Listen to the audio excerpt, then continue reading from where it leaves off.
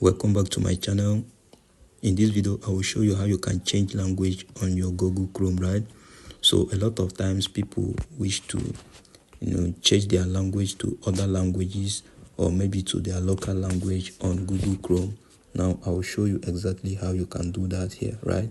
So once you are in your Google Chrome, just like I am right now, you will just access your email logo. This is my email logo.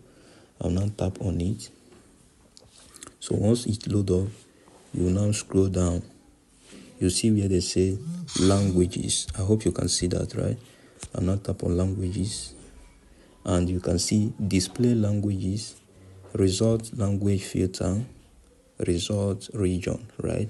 So what I will do is I will come to this place, display languages. I will tap on it, and as you can see, Edo, Yoruba, English, Espanol, and all of that.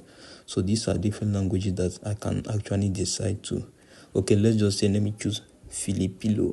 So when I choose Filipino, I will just have to click on confirm, and my site and whatever I talk here will be changed to Filipino. But for the sake of this video, I will be clicking on confirm, so you can just go ahead and confirm it if that's exactly what you want, and you will have it, right? If this video was helpful, do well to subscribe to this channel.